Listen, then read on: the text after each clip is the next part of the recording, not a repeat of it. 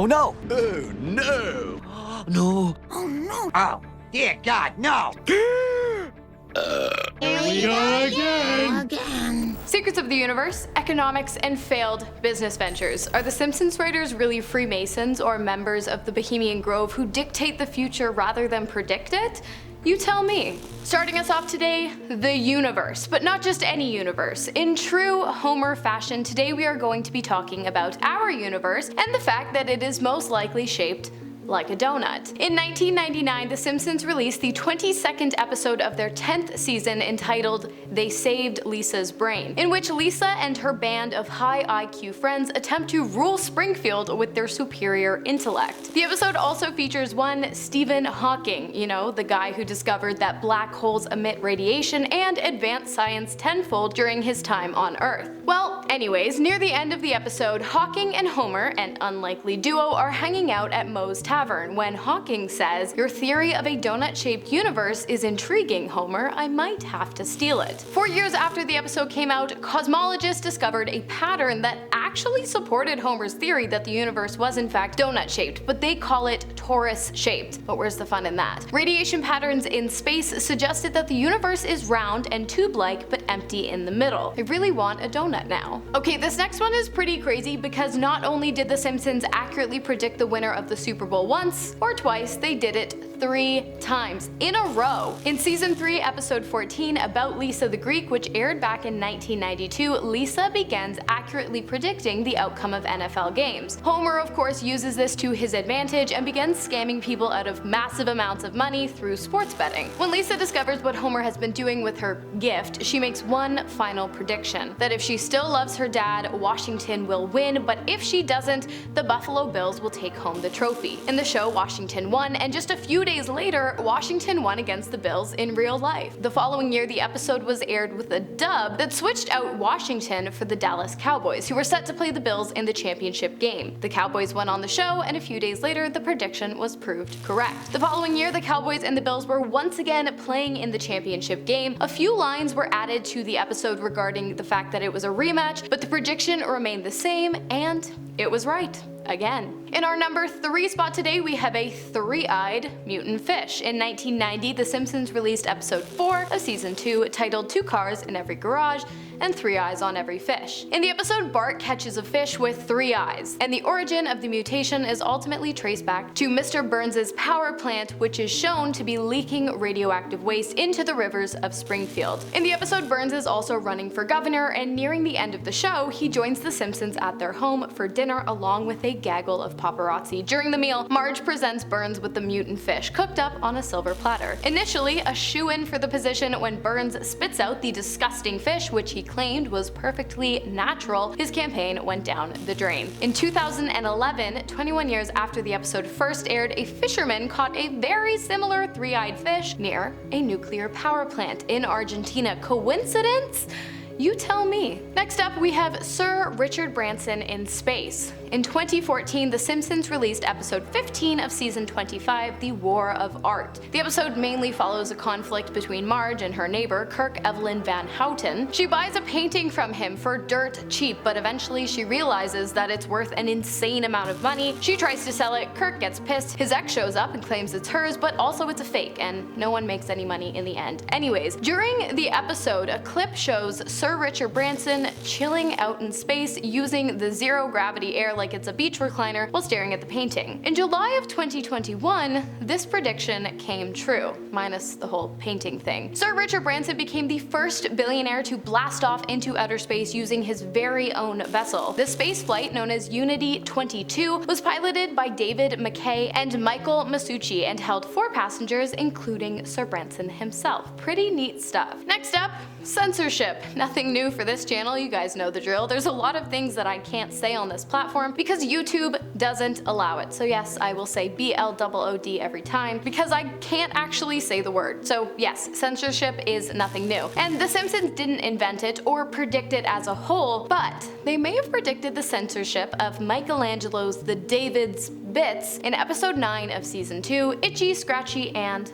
Marge. In the episode, Marge becomes enraged by the graphic violence depicted in the children's television show Itchy and Scratchy, and so she goes on a censorship rage throughout the city of Springfield. And then she learns that Michelangelo's David is going on a world tour, during which it will be making a stop in Springfield. Marge organizes a protest, resulting in pants being put on the statue. The episode came out in 1990, and 26 years later in 2016, the prediction came true when a replica of the David was set to be unveiled in Russia. Residents were asked to vote on whether or not the statue's bits should be covered in the name of modesty. And in 2023, images of the statue were banned in schools across Florida after a principal was fired for showing the image. Next on our list, we have the Simpsons prediction of Greece's economic crisis in season 23, episode 10, which aired on January 8th of 2012. In the episode entitled Politically Inept with Homer Simpson, Homer appeared as a guest on a cable network news broadcast. Like most news channels, the titles of upcoming segments ran across the bottom of the screen, but one in particular really caught the attention of viewers. Europe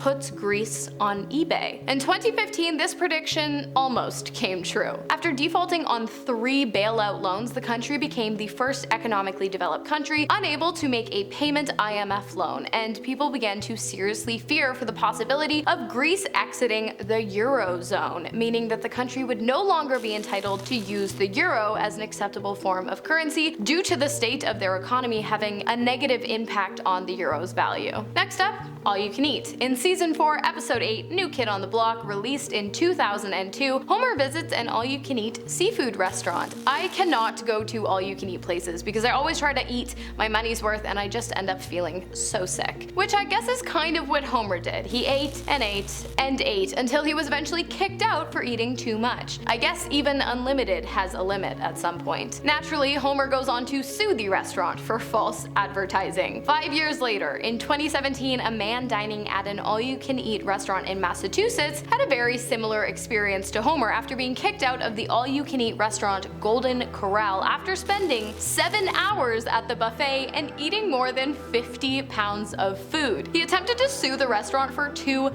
million on the grounds of false advertising, but as far as I know, to no avail. I'm not really sure if The Simpsons predicted this one or just gave the guy the idea. Next up, Grease thieves. In the 1998 episode Lard of the Dance, episode 1 of season 10, Homer comes up with a business idea. Is it lucrative? Not really. Is it insane? Kind of. After learning from convenience store owner Apu that he could sell grease to make a profit, Homer begins doing exactly that. Originally, he cooks bacon to get the grease, but it's not enough to make any real kind of money. In fact, he's losing money, and so he decides to enlist the help of his son, Bart. He forces Bart to quit school, and the pair become grease thieves, stealing grease from fast food restaurants and Bart's school. But of course, they still didn't make much money. In 2008, the high prices of oil created a black market for grease, specifically yellow grease, which apparently could be used in biofuels. All of a sudden, a string of grease thefts broke out across the nation, and one man even stole 300 gallons of grease from the beloved Burger King.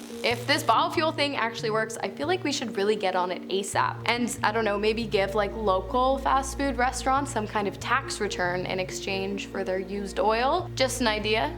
I could run for president. Next up, we have the Python Challenge. In episode 20 of season 4, Whacking Day, which premiered on April 29th of 1993, the citizens of Springfield participate in a tradition dating all the way back to the founding father of the town, Jebediah Springfield. All of the residents band together to drive snakes into the center of the town, and then they whack them until they die. In 2013, 20 years after the episode aired, this tradition became an actual thing. Every year, residents of the Florida Everglades participate in a month-long event that centers itself around python removal. And there are even cash rewards for participants that submit humanely killed pythons at official checkpoints within 24 hours of capture. The event is run by the Florida Fish and Wildlife Conservation in an effort to protect the Everglades ecosystem from the invasive snake. So while it sounds awful, it has actually had a huge positive impact on native wildlife and the environment as well. And finally, we have the Simpsons prediction of ferrets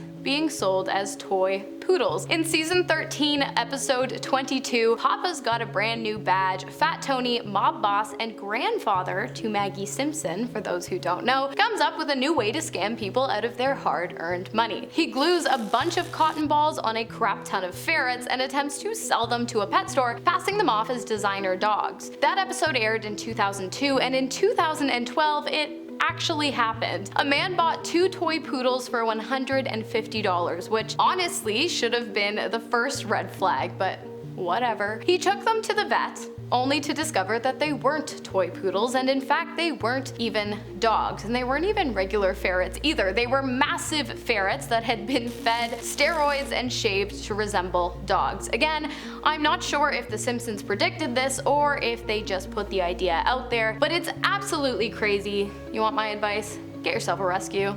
Avoid this whole thing. Okay, you guys, I'm gonna do a few quick comment shoutouts. First up, we've got @Laz_ZA, who commented on part 1 of this video. He said, Higgs boson particle baffled me. Me too. And then he goes on to say, anyways, shout out from JHB, South Africa. Thank you so much, Laz_ZA. And the next comment comes from Gunthros the Flatulent 2613. Nice username. The Simpsons are way more accurate than Nostradamus. You're onto something. It's kind of scary how many of these got right. I hope you guys enjoyed the video today. I have been your host, Hannah Thompson. Of course, I will see you in the next one.